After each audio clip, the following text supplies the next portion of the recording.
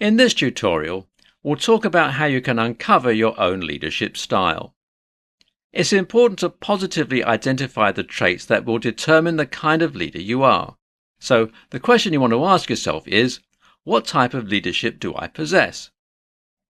Let's take a look at the following. For example, let's say that you are the founder and CEO of a startup. As the COVID-19 pandemic is winding down, you're considering whether or not your company can continue going remote only, or if you want to adopt a hybrid work schedule where people can work from home for much of the week and be in the office for just a few days. If you want to get your employees involved and have a voice in the matter, you could have a leadership style known as democratic leadership. You still have authority over the company and handle the day-to-day operations, yet you want to hear what your employees have to say about the major changes in company policy or the way the business operates and so on. So it's always a good idea to survey what your employees want. Are they happy with the remote setting? Would they be fine with a hybrid work model where they can spend at least one day a week at the office? Next, let's say you make the decision and terminate remote work. Everyone is back at the office, and that decision is final and no one gets a say on the matter. This is an example of autocratic leadership.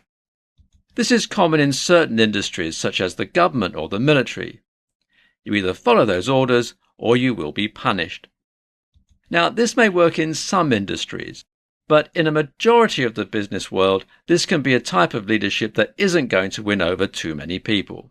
The next leadership type that we'll be looking at is a complete 180 of autocratic leadership, but is different from democratic leadership.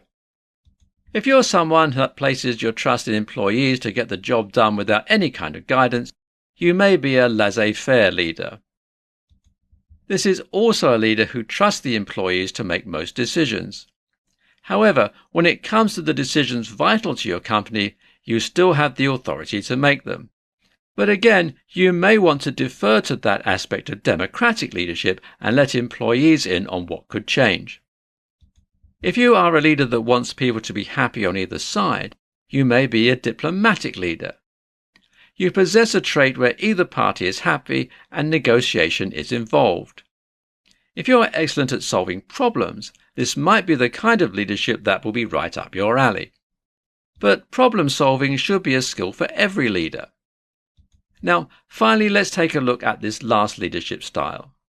Are you someone that rewards good work and punishes bad work? If so, that's transactional leadership. You give them something in return for the work that they do, whether that's good or bad. It's a straightforward kind of leadership that works in plenty of industries and is prevalent in pro sports.